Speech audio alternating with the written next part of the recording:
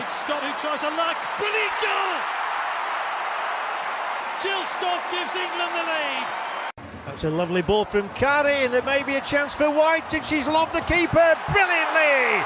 The first World Cup goal for Ellen White of Arsenal and England, and it is the three Lionesses who strike first in Augsburg. And here might be something for Yankee, and she scores for England. It's a brilliantly taken goal by Rachel Yankee, and it may be good enough to secure England top spot in Group B.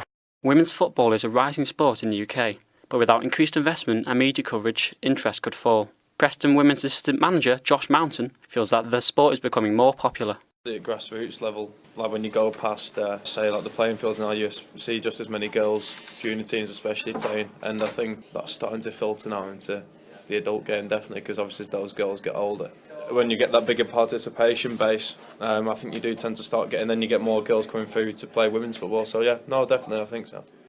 Keely Savage of Preston Women's Football Club and Manchester City's Jill Scott also believe that football is becoming more popular among women.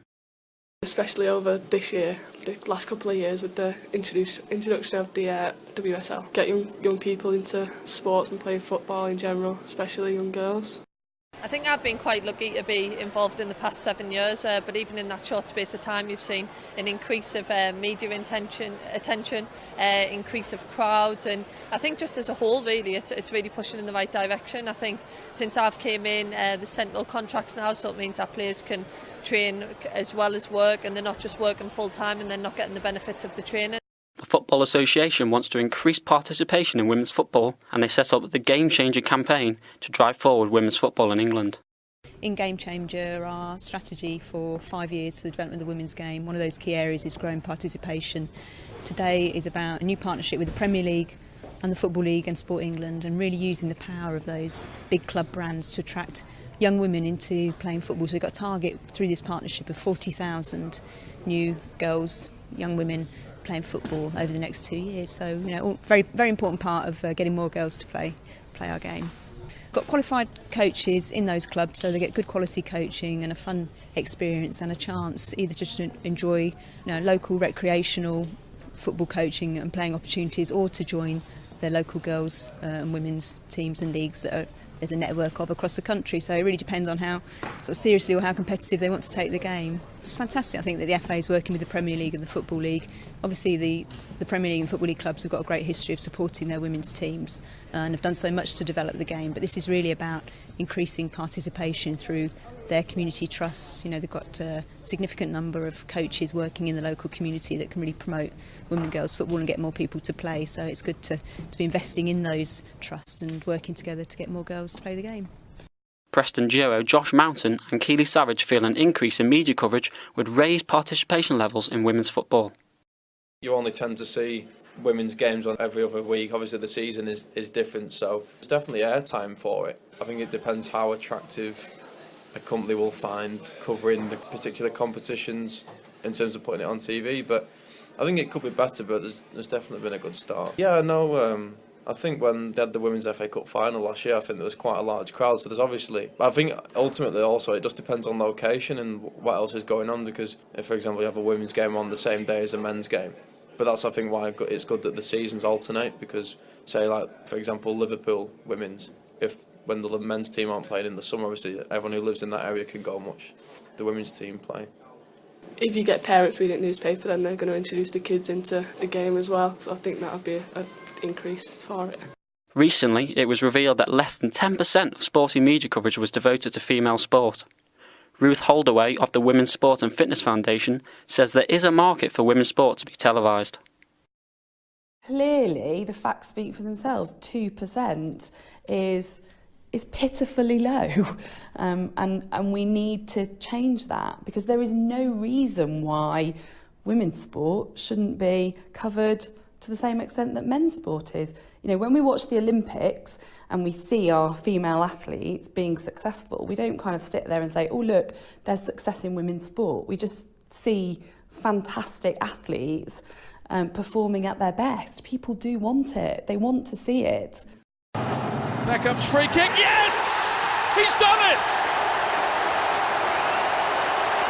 2.5 minutes into stoppage time, and David Beckham has scored the goal that may well now be taking them through to the finals.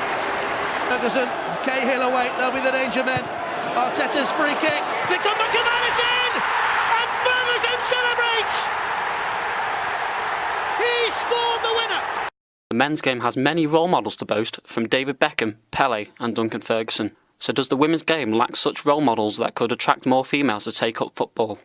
I could probably name a few women's players off the top of my head, but I think again that does come back down to media coverage, because I think as it becomes more popular, those girls become more kind of in the limelight, in the media spotlight as well, and then that then gives people a line to kind of aspire to be. I don't know if I'd say there was a shortage, as more as like they're not kind of as identifiable, because again the media coverage could be probably slightly better. I think there's been the same personalities around for a long time. I think it'll be good for different faces to come forward and just try to get them around.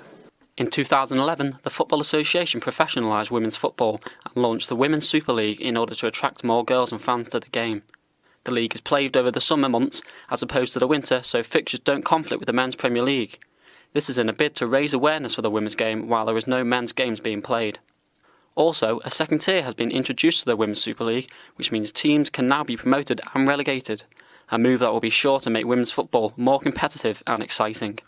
As a whole, the FAWSL's done really well. You've seen a new champion in Liverpool, which have done really well with investment from the club, and hopefully more clubs can go on and get that kind of investment and just keep the women's game growing. It's really competitive. I think in the past you used to go into games and you used to think, oh, we'll definitely get 3 points here and there, but I think now every game is up in the air, and for spectators who are watching the game, obviously they'll think that's fantastic. So I think it's definitely heading in the right direction, and if we can keep pushing on, then the future looks good for women's football. With the Women's Super League coming in, a lot of teams can then actually begin to physically buy players like you'll see in the men's game, and as a result of that you then begin to get like players filtering down. So we've actually gained a lot of players who potentially have been loaned out by those clubs who need more game time and couldn't have played before. But then in terms of like it being on TV and stuff, and with it being in the summer as well, because there's that gap with no football being on, people will actually find time to go and watch the women's game as well.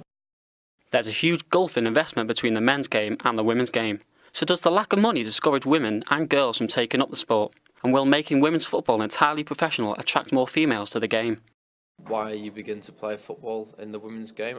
I know in a WSL standard now, girls are actually making a living off playing, which is great because it means they can dedicate their career to playing football, and that's ultimately great for the sport because it means it's just more opportunity. It's more realistic that you can make a career over it. But again, the WSL's only been going a few years, 2-3 years, I think, as far as I'm aware. So as it becomes more popular and again there's more interest gathered around it, I think you will see more money coming into it and more people making a career out of it, hopefully.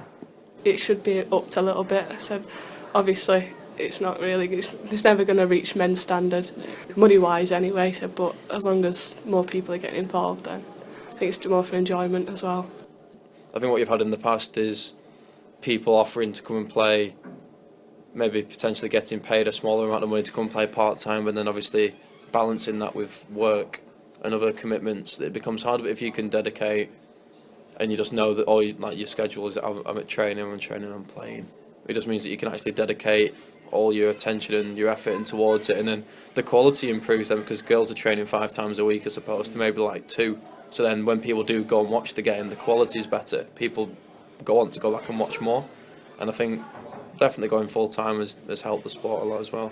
They can concentrate on the training 5 days a week rather than once or twice, 3 times a push. Getting the quality of players in to train that much each week, I think it'll just increase it much, much more. It's just hard to say where that investment will come from. Obviously I know at Man City, they've got money in the club anyway, and I think they're starting to put quite a large amount of money into the women's game. So ultimately, I think it'll just be down to the owners of maybe the men's sides of the women's sides, respectively. So, like for example, like City, the men's side have got a lot of money, and then they've obviously identified that the women's game should take some priority as well, which is good.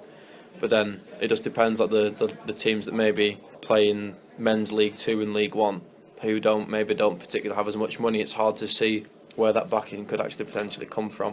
But again, I think it's all dependent on the direction of the men's club, and then that usually tends to filter down into the women's team.